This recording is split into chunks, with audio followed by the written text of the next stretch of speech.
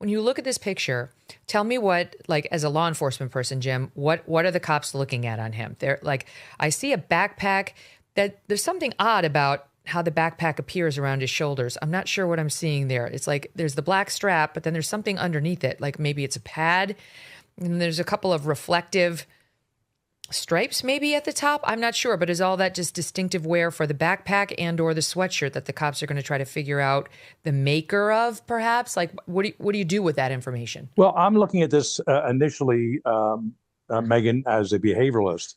And what this tells me, profiler, and what this tells me is this, and we've said this early on, I certainly did, this abductor was mission oriented. This guy wasn't just drunk walking down the street and happened to see a house, a car driving, he's driving by in a car, oh, let's check this place out. This guy was planned, this event was planned, he was very well set up, ready to do this. And he's carrying on his back, we call them rape kits, we call them kill kits. This is his, I hate to say it, it could be one of those, but certainly his abduction kit he has in the back. Handcuffs, electrical ties, duct tape. He has all kinds of material in there, pepper spray. Who knows what he's carrying in there to help out his cause in completing this mission. So this tells us so much more, not random, planned, who exactly the person is. But yeah, to go back to your original question, they have all kinds of databases set up at the Bureau in terms of looking at different products and brands. Maureen said shoes, sneakers, whatever they are. I can't tell here necessarily, but they're going to try to trace every one of these items of clothing, whether this guy decides to keep them. There's been some of these people that are cheapskates, don't want to get rid of their stuff, or decides it was already disposed of, or now will be disposed of that this picture came out. He may have caught a whole week went by and he caught the biggest break in the world, including that some people from Eastern Europe decided to do a kidnapping. We don't know that for fact. Yes. And he said, man, wow, I am so lucky here. And again, I can't 100% rule out this guy that also sends some, emails looking for money. But at the same time, I think I'm leaning towards there being separate incidents. One, the opportunist, the latter part of it. But this is a big clue here. And does anyone here know, Megan or Maureen, is this from the Nest camera that we thought had no subscription? It's got to be. Yeah. It's got. And here's more from Director Kash Patel. This is just coming in. There's videos coming in. We're going to put it on the board.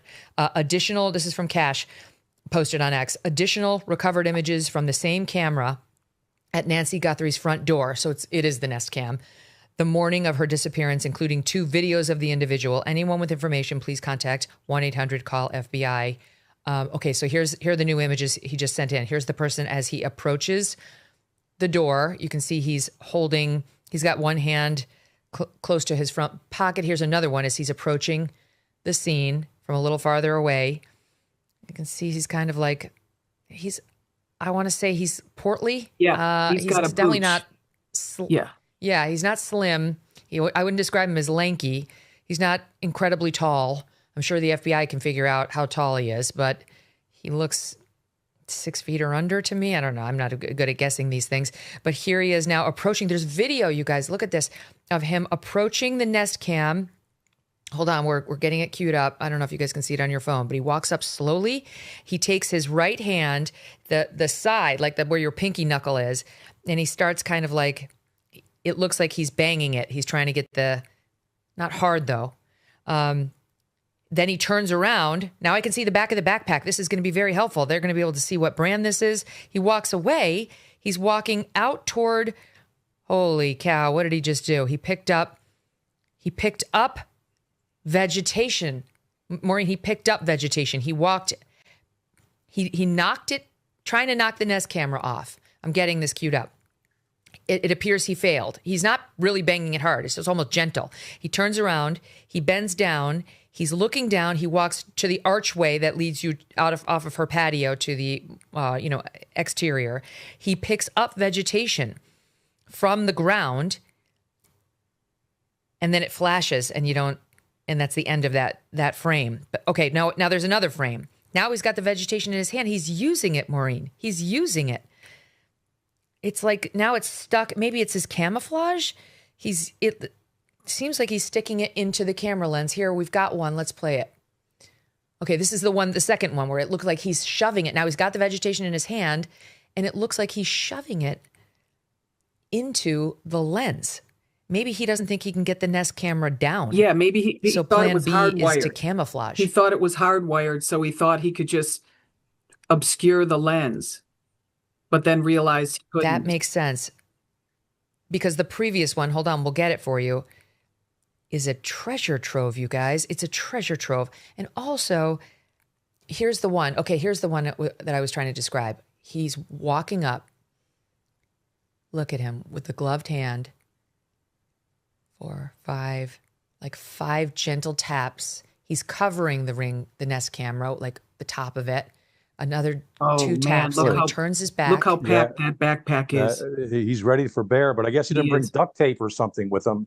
But maybe he just wasn't do it. He doesn't want to do it out in front of the house yet. So he's trying to pick up something very convenient to him. He went back and picked up the vegetation. Well, yeah. So did he go back for the gun? And now we relooped it. Did he go back for the gun? No.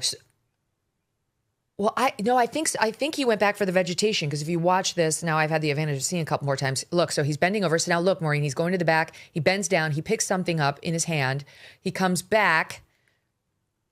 Hold on. He's going to walk back to the camera here. Hold on. I just want to make sure. Are you guys playing the same one that I have on my phone?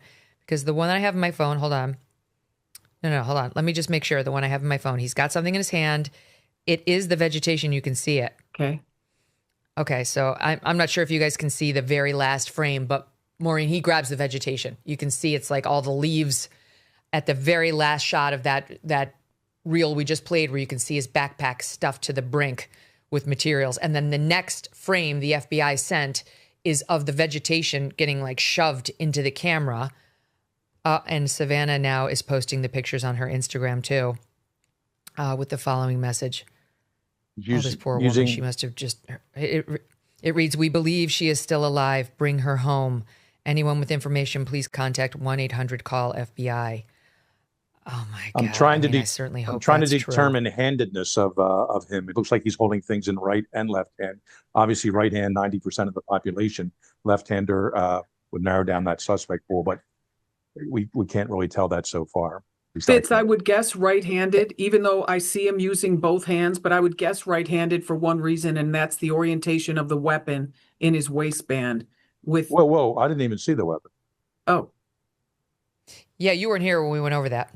Please show me. In the still shots, Jim, show Jim the still shots, you guys, where you can see like the first shot of the still shots. Megan, should I run and get my holster to show you? Yeah, could you? Yeah, stand by. Could you, Maureen? Stand by. You do that, and I'll talk to Jim. Yeah. What Maureen said here, Jim, if you look at it, I don't know if you can, I'm not sure if we can zoom in on it, but on your phone you certainly could. But it's right where his crotch is, in front of his crotch, and it's white with a black outline. And we're getting a closer up shot so you can see. Here too, though, you can see it where he's punching the ring cam. Can you see it down below, Jim, with his other hand? He's holding it. Seems an unusual place. And Maureen was saying, a holster. Well, Maureen was saying she thinks it's a holster that would normally go on the inside of your pants that kind of sticks to your leg more. Okay. And the reason we first noticed it is because Kash Patel's tweet says he's armed. And okay. Well, so then we started looking for where, and Maureen said she thinks that's the weapon. It's white. It's got a black outline. It definitely has something black coming out the top of it, which looks consistent with a gun, though. Yeah, now that's a much clearer picture. Closer up shot. I think first time I've seen this picture that you have up there now. That is clearly a weapon, and of course blown up. You can tell make and model most likely, and yeah, that would definitely lean towards right-handed if the holster is, above the right leg there. Which again, 90% of the population, but still interesting to know. Again, even more mission-oriented than I thought, including everything in that, almost like a parachute. It's packed in there. Of course, it's not.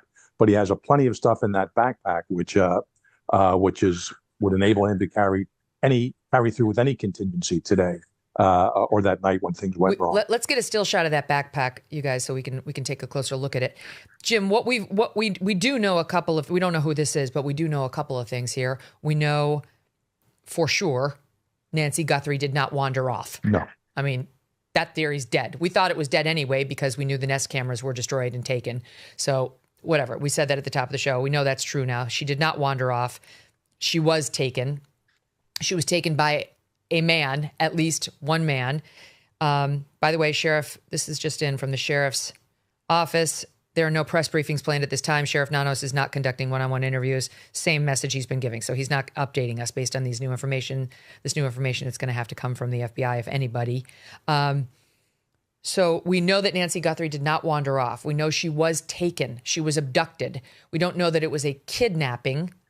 We don't know that this person had anything to do whatsoever with the Bitcoin demands or any other demands. We believe the family's been outspoken about any and all demands they've received, that there's not a secret other demand that this person may have made. We don't know what the motive is. He went in there meaning business, armed.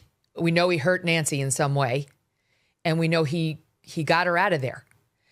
Can we see, I didn't even look to see whether there's any shot of a vehicle in the back. You can see clear as day her mailbox down the lane. I actually don't know the property well enough to know, is that her driveway on the other side of that black mailbox? Like, is her driveway circular? Yes. Leading to a straightaway gravel? Yes. Okay. So then there's no car visible in this shot, at least. That I can say. I don't see a car visible in the shot at all. Doesn't mean he didn't drive one. I don't know how the hell he got a 150-pound woman out of there who could barely move if he didn't have a car. But that's kind of good news. Well, I guess it's not great news because it'd be better if we had images of the car in this shot. But maybe it was closer to the road. Mm-hmm. Maybe they have a better idea of what vantage point to look from to find any potential vantage point on this. But this looks like a treasure trove of new information, Maureen. Tell us about your gun. Treasure trove. Well, my husband has the longer one, but here's my smaller Glock. And see, this is the holster I'm talking about. It's tacky on the exterior, but the other one we have does have that longer nose for a longer barreled handgun. So I can't tell what kind of gun that is from there, but see how it goes a lot longer? That's a longer, and actually the back of that does look like a Glock. Let me You think they're going to be able to tell what kind of gun it is? Yeah. Do you think like law enforcement's going to have that figured out? Yeah, pretty close. They'll be able to tell. It's clearly a semi-automatic. It looks like with an extended magazine perhaps in it for carrying extra rounds, but they need more of a close-up to determine that. Yeah, they'll be able to enhance that. So I mean, I don't know exactly how you put that together with you can't just figure out who's purchased semi-automatic handguns, even if it's a Glock with an extended magazine. I mean, you could go back years. You're not going to be able to get to it from that. But maybe from the backpack guys, like the brand or the backpack. I mean, that's what they did in the pipe bomb case. They went to every Radio Shack. They tried to, figure out what are the ingredients that would be in this thing. And just by shoe leather police work, step by step, they found themselves what they say is the perpetrator. It so often comes down to good police work. And this is going to come down to what you said from the very beginning, Megan, which is someone is going to identify this person. Someone is looking at this and saying, oh, shit, pardon me. Mm-hmm. They know because of the compilation of all these different little elements. International disputes, inflation, rising national debt, digital currency. There's a never-ending list of reasons gold has risen over 700% in the last 20 years. And a never-ending list of reasons smart Americans diversify a portion of their savings into precious metals with Birch Gold Group. Gold can thrive during uncertainty, which is why it's a crucial part of a balanced strategy. It gives you peace of mind, given all the events that could impact the U.S. economy. See if holding gold in a tax-sheltered retirement account is right for you. Birch Gold can help you convert an existing IRA or 401k into an IRA in gold. Just text MK to the number 989898 to receive your free info kit on gold. There's no obligation, just useful information. With an A+ rating from the Better Business Bureau and tens of thousands of happy customers, consider letting Birch Gold help you diversify with gold, so you too can have peace of mind regardless of the uncertainty. Text MK to 989898. Thanks so much for watching. If you like what you just saw, hit the subscribe button for more clips and full episodes.